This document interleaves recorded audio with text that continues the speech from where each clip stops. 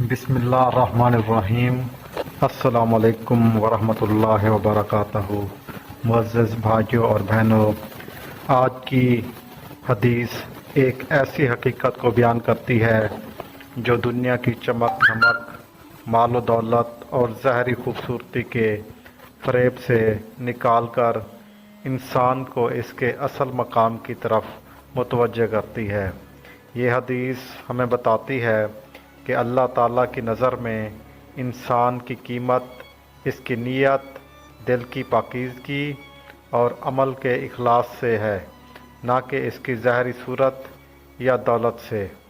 حدیث مبارکہ حضرت ابو ہریرہ رضی اللہ تعالیٰ عنہ سے روایت ہے کہ رسول اللہ صلی اللہ علیہ وآلہ وسلم نے فرمایا، بے شک اللہ تعالیٰ تمہاری شکلوں اور تمہارے مالوں کو نہیں دیکھتا، بلکہ تمہارے دلوں اور تمہارے اعمال کو دیکھتا ہے۔ صحیح مسلم 2564۔ تشریح۔ یہ حدیث ہمارے معاشرتی رویوں میں ایک بنیادی اصلاح کا پیغام ہے۔ ہم میں سے اکثر لوگ کسی کے لباس، حسن، حیثیت یا مال و دولت کو دیکھ کر اس کی عزت یا اہمیت کا اندازہ لگاتے ہیں، لیکن یہ حدیث ہمیں بتاتی ہے کہ اللہ تعالیٰ کی نظر میں ان چیزوں پر نہیں بلکہ انسان کے دل اور اس کے اعمال پر ہوتی ہے۔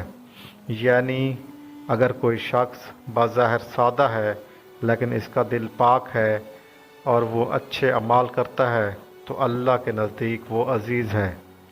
دوسری طرف اگر کوئی شخص مالدار اور خوش شکل ہے لیکن اس کے دل میں ریاکاری، تکبر اور برائی ہے تو وہ اللہ کی نظر میں بے وقت ہے۔ یہ حدیث ہمیں اخلاص، نیت کی سادگی اور باطنی صفائی کی اہمیت کا سبق دیتی ہے۔ یہ ہمیں یہ بھی سکھاتی ہے کہ ہم دوسروں کی ظاہری حالت کی بجائے ان کے کردار اور نیت پر توجہ دیں، نہ کہ ہم لوگوں کی ظاہری حالت کو دیکھ کر ہم سمجھیں کہ یہ ایسے ہی لوگ ہیں۔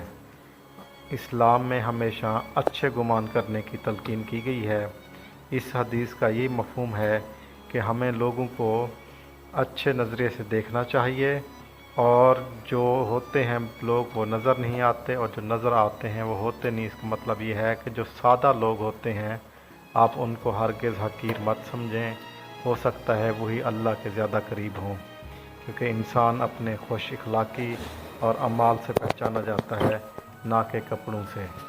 جزاک اللہ۔ اگر آپ کو آج کی حدیث پسند آئی ہے تو اسے لائک کریں، سبسکرائب کریں اور اپنے دوستوں رشتہ داروں کے ساتھ ضرور شیئر کریں۔ جزاک اللہ۔ اللہ حافظ۔